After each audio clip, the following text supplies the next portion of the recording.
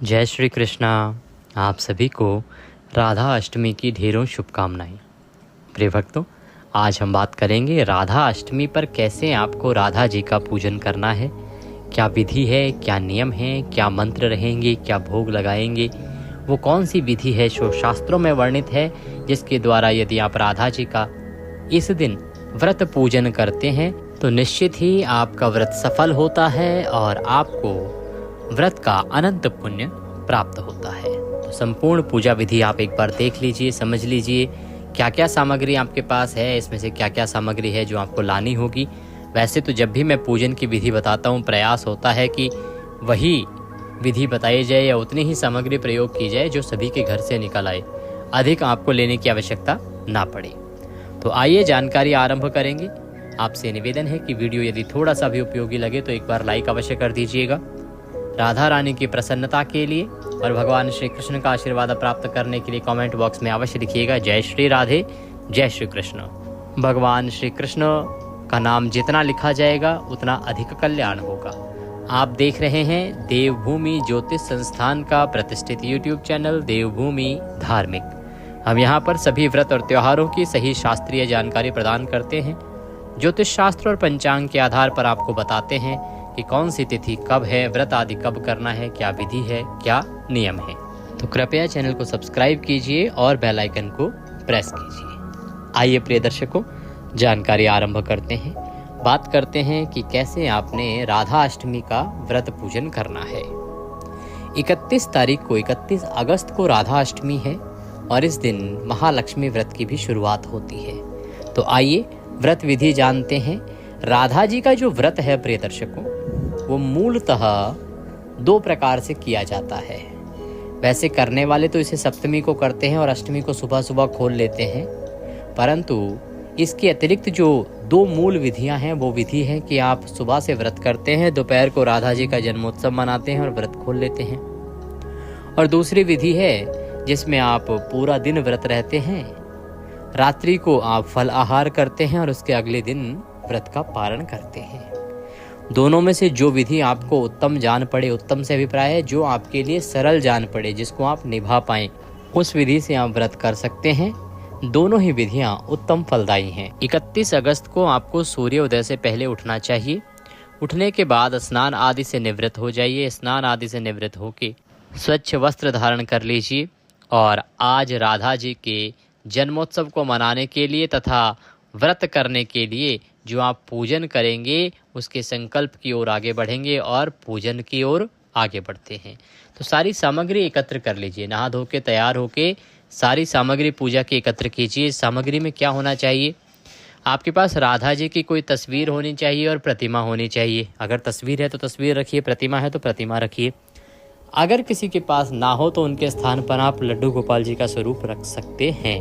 ये एक ऑप्शन है। अगर राधा जी मिल जाएं तो सर्वोत्तम है।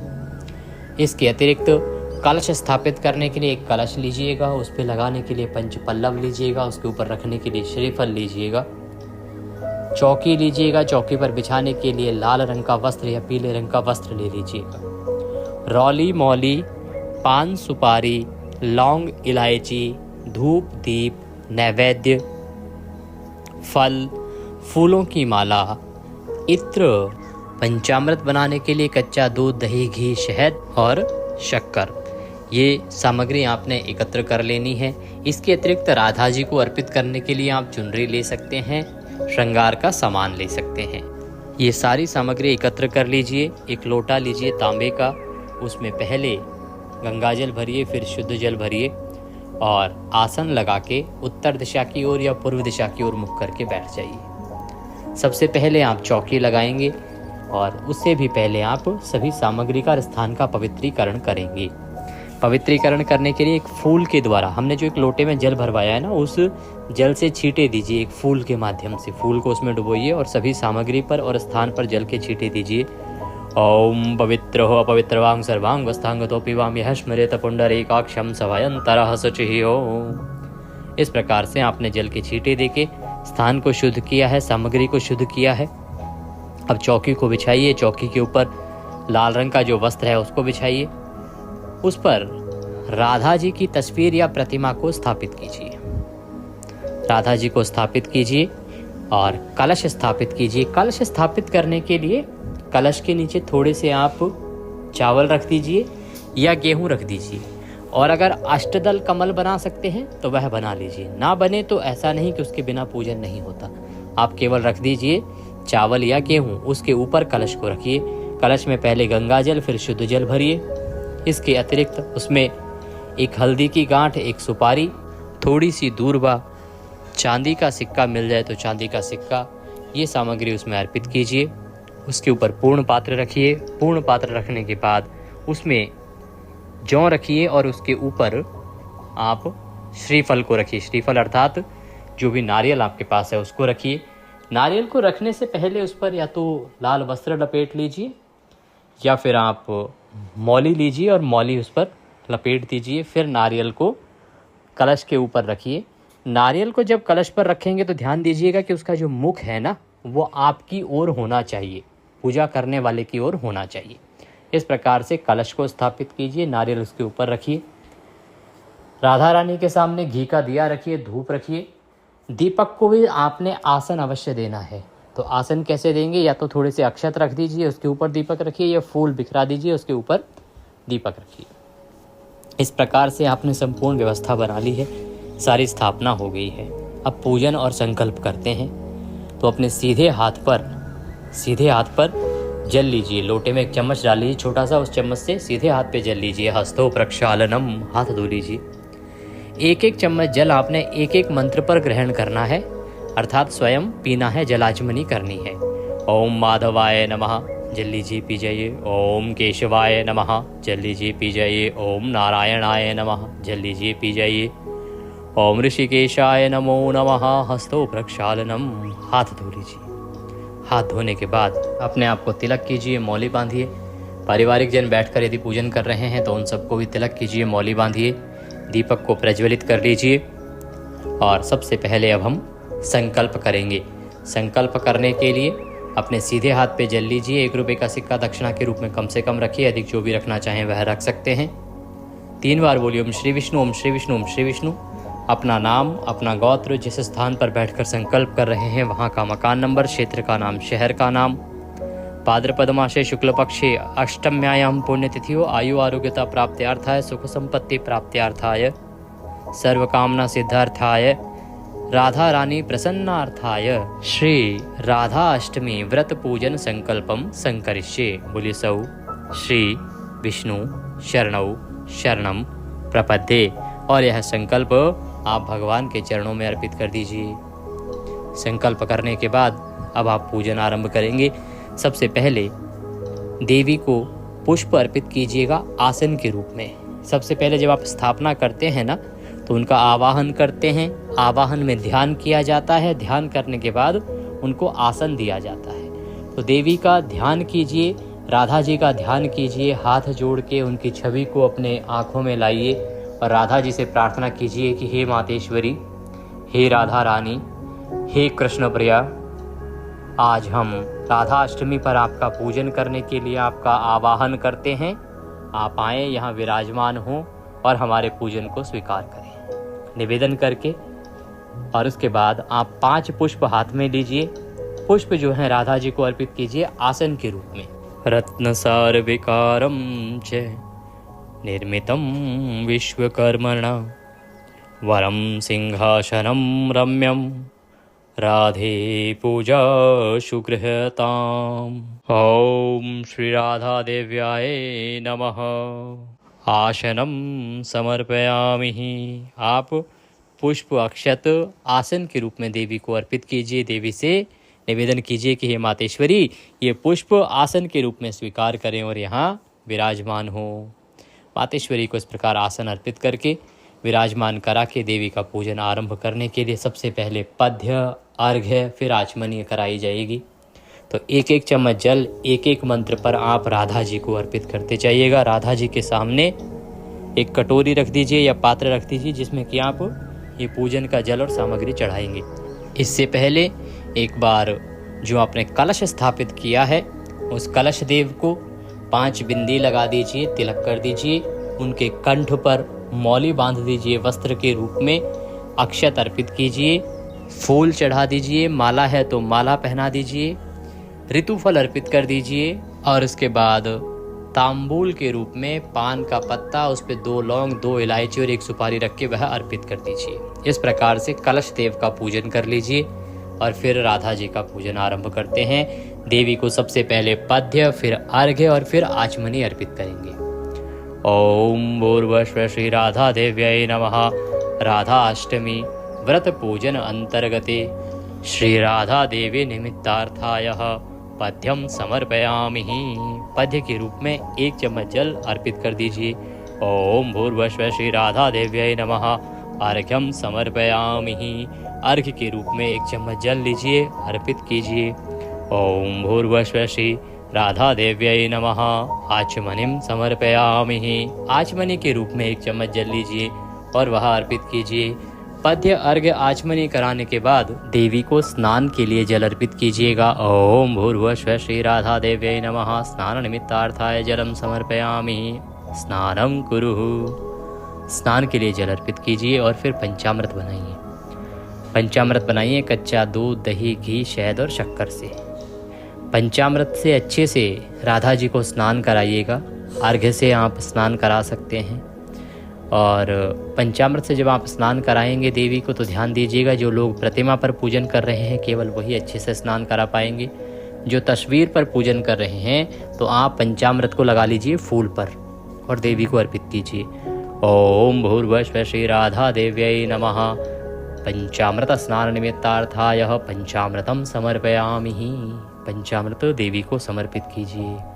पंचामृत अर्पित करने के बाद शुद्ध जल से स्नान कराएंगे। पुनः शुद्ध जल लीजिए और 1 चम्मच जल अर्पित कीजिए। ओम भूर्भुवः श्री राधा देव्यै नमः। शुद्ध्योतक स्नान निमित्तार्थाय शुद्ध जलम समर्पयामि। शुद्ध्योतक स्नान कराइए। शुद्ध्योतक स्नान करा के आप देवी को वस्त्र के रूप में, या तो आप कोई चुनरी आदि लाए हैं तो वह अर्पित कीजिए, अन्यथा मौली का 1 टुकड़ा तोड़िए और वह देवी को अर्पित कीजिए। ओम भूर्भुवः श्री राधा देव्यै नमः। वस्त्रम समर्पयामि। वस्त्र अर्पित करने के बाद देवी को आप गंध अर्पित करेंगे। गंध से अभिप्राय है तिलक लगाएंगे देवी को। रौली, कुमकुम आदि अर्पित कीजिएगा। पार्थिव द्रव्य संभूत मतीव सुरभिकृतम मंगलहारम पवित्रम च राधे गंधम गृह्णामि। ओम श्री राधा देव्यै नमः। गंधम समर्पयामि। तिलकम कुरुः। तिलक कीजिए देवी को। रौली, कुमकुम आदि से प्रेम से तिलक कीजिए। तिलक करने के बाद अब आप देवी को अक्षत लगाइए, अक्षत अर्पित कीजिए। ओम भूर्भुवः श्री राधा देव्यै नमः। अक्षतम समर्पयामि। अक्षत अर्पित कीजिए। इसके बाद इत्र अर्पित कीजिएगा। इत्र को फूल पर लगा लीजिए या रौली, कुमकुम आदि पर लगा लीजिएगा और अर्पित कीजिएगा। ओम भूर्भुवः श्री राधा देव्यै नमः। इत्रम समर्पयामि। इत्र अर्पित कीजिए देवी को। इत्र अर्पित करने के बाद फूलों की माला है तो माला पहनाइएगा, पुष्प अर्पित कीजिएगा। ओम भूर्भुवः श्री राधा देव्यै नमः। पुष्पम समर्पयामि। माल्यार्पणम कुरुः। माला पहनाइए प्रेम से। पुष्प अर्पित करके धूप दिखाइए और दीप दिखाइए। ओम भूर्भुवः श्री राधा देव्यै नमः। धूपम अर्पयामि। ओम भूर्भुवः श्री राधा देव्यै नमः। दीपम दर्शयामि। धूप दीप दिखा के नैवेद्य अर्पित कीजिए। नैवेद्य के रूप में जो भी ऋतुफल आपके पास है वह ऋतुफल आप अर्पित कर सकते हैं, मिठाई अर्पित कर सकते हैं, अन्यथा मिश्री लीजिएगा वह अर्पित कर दीजिएगा। ओम भूर्भुवः श्री राधा देव्यै नमः। नैवेद्यम समर्पयामि। नैवेद्य अर्पित कीजिए। मातेश्वरी को श्रृंगार की अगर कोई भी वस्तुएं आप लाए हैं, वो ज्वेलरी में कुछ लाए हैं, ज्वेल्स हैं या फिर आपके पास कोई गहने आदि हैं, तो वह देवी को अर्पित कीजिए। ओम भूर्भुवः श्री राधा देव्यै नमः। अलंकृतम समर्पयामि। जो भी आपके पास अलंकार हैं वह देवी को समर्पित कीजिए और तदोपरांत आप देवी को तांबूल अर्पित कीजिएगा। तांबूल क्या होता है? पान का पत्ता लीजिएगा, उस पे 2 लौंग रखिएगा, 2 इलायची रखिएगा और सुपारी रखिएगा। ओम भूर्भुवः श्री राधा देव्यै नमः। तांबूलम समर्पयामि। तांबूलम पूंगी फलम। तांबूल अर्पित कीजिए। तांबूलम पूंगी फलम शुभ दक्षिणायाम। जो भी दक्षिणा आप अर्पित करना चाहते हैं राधा जी को वह अर्पित कीजिए। ओम भूर्भुवः श्री राधा देव्यै नमः। शुभ दक्षिणायाम समर्पयामि द्रव्यम अर्पणम कुरुः। जो भी द्रव्य दक्षिणा अर्पित करना चाहते हैं वह चढ़ाइए, हाथ जोड़ के नमस्कार कीजिए। नमस्कार करके और देवी की व्रत कथा सुनिए। राधा जी का स्तोत्र हम हिंदी में अपलोड कर रहे हैं आपके लिए कथा के साथ, उसको सुनिए। फिर राधा जी की आरती कीजिए और राधा जी की आरती करने के बाद शीतलीकरण कीजिए, राधा जी को आरती दीजिए। राधा जी को आरती देने के बाद स्वयं आरती दीजिए, बाकी जो भी आपके पारिवारिक जन हैं उन सबको आरती दीजिए। इस प्रकार से राधा जी के व्रत का पूजन करेंगे आप। पूजन में अभी इसके बाद एक आवश्यक प्रक्रिया है, वो है आपकी चौकी का विसर्जन और उसकी पूर्णता। अब हम उसकी बात कर लेते हैं कि इसके बाद करना क्या है, विसर्जन कब करना है। इस प्रकार से आप पूजन कीजिए। पूजन करने के बाद हम अंत में करेंगे पुष्पांजलि। या आप पूजन के अंत में कर सकते हैं या सायंकाल को भी कर सकते हैं विसर्जन से पहले। इसमें हाथ में पुष्प लीजिए और राधा जी का ध्यान कीजिए। निवेदन कीजिए कि आवाहनम न जानामि विसर्जनम पूजम चैवम न जानामि क्षम्यतां परमेश्वरी। हे मातेश्वरी, न हम आपका आवाहन जानते हैं, न पूजन जानते हैं, न विसर्जन जानते हैं। हम तो अज्ञानी जीव हैं, जैसी बन पड़ी है वैसी सेवा आपके श्री चरणों की है। इसमें जाने अनजाने में हमसे कोई गलती, कोई त्रुटि, कोई भूल हो गई हो तो उसे क्षमा कर दीजिएगा। जितना हमारा दिमाग है, जो हमारी बुद्धि है, उसकी समझ के अनुसार हमने उत्तम से उत्तम करने का प्रयास किया है। फिर भी हम एक साधारण मनुष्य हैं। तो हे राधा रानी, अगर हमसे कोई गलती, कोई त्रुटि, कोई भूल इस व्रत में या इस पूजन में हो गई हो तो उसके लिए हम क्षमा याचना करते हैं। आप हमें दया का आशीर्वाद प्रदान करें और कृपा करें। आपको अर्पित करने के लिए हमारे पास कुछ नहीं है, तन मन धन सब कुछ आप ही का है। हमारे पास केवल क्या है, मालती मलकादाति सत्पत्रादि संयुक्तम पुष्पांजलिम मया दत्ताम ग्रहणाम परमेश्वरी। हे मातेश्वरी, ये पत्र पुष्प की भेंट है, इसे आप स्वीकार करें और वह पुष्प आप देवी के चरणों में अर्पित कर दीजिए। हाथ जोड़ के नमस्कार कीजिए, खड़े खड़े प्रदक्षिणा कर लीजिए। वहाँ पे जो पुरुष जन हैं वो दंडवत प्रणाम कर सकते हैं। और इस प्रकार से चौकी आपने लगाई है उसको खिसका दीजिए, कलश को थोड़ा सा खिसका दीजिए और उसके बाद इसका आप जल प्रवाह कर दीजिएगा। इस प्रकार से आपने इसका विसर्जन करना है और तदुपरांत आपने अपना व्रत खोलना है। व्रत जो खोलना है वो आप आज भी खोल सकते हैं, अर्थात 31 तारीख को भी खोल सकते हैं और आप 1 तारीख को भी खोल सकते हैं। पारण दोनों दिन किया जा सकता है राधा अष्टमी व्रत का, क्योंकि दोनों ही विधियां शास्त्र सम्मत हैं। अगर आप पूरे दिन फल आहार करके और अगले दिन व्रत खोलते हैं तो वह बहुत उत्तम है। सूर्योदय के बाद खोलिए 1 तारीख को। 1 तारीख को पारण कीजिए। अन्यथा आप अधिक भूखे ना रह पाएं तो आज के आज भी व्रत खोल सकते हैं। दोपहर को राधा जी के पूजन का जो उत्तम समय रहेगा वो रहेगा 11:08 से और 1:32 के आसपास। इस समय में पूजन कीजिए, अच्छे से राधा जी का जन्मोत्सव मनाइए और उसके बाद ब्राह्मण को दान दक्षिणा आदि देने के बाद अपना व्रत खोलिए। चाहे आज खोलें चाहे 1 तारीख को खोलें, पहले राधा जी का पूजन आदि करना है जो विधि बताई है उसी से, और उसके बाद ब्राह्मण को दक्षिणा देनी है। तदुपरांत आपने यह व्रत खोलना है। व्रत जब आप पहला निवाला खाएंगे, जो भी अन्न खाएंगे वह सात्विक होना चाहिए, लहसुन प्याज आदि भी उसमें वर्जित है। उसी का भोग आप देवी को पारण के समय लगा सकते हैं। यदि दक्षिणा आदि कुछ भी हमें भेजना चाहते हैं तो स्क्रीन पर नंबर आ रहे हैं, उस पर भेज सकते हैं। कुछ कहना चाहते हैं, पूछना चाहते हैं तो कमेंट के माध्यम से पूछ सकते हैं, या व्हाट्सएप का नंबर भी हमने आपके इस वीडियो में दिया है, उस पर आप व्हाट्सएप के माध्यम से जुड़ के हमसे पूछ सकते हैं। प्रयास किया है अधिक से अधिक जानकारी देने का। फिर भी कोई सवाल रह गया हो जो आपके दिमाग में हो तो आप पूछ लीजिएगा, अवश्य हम उसका उत्तर आपको प्रदान करेंगे। ये थी जानकारी राधा अष्टमी व्रत पूजन की तथा पारण की, कि पारण कब करना है। दोनों ही मैंने एक साथ देने का प्रयास किया है। इसका लाभ लीजिए।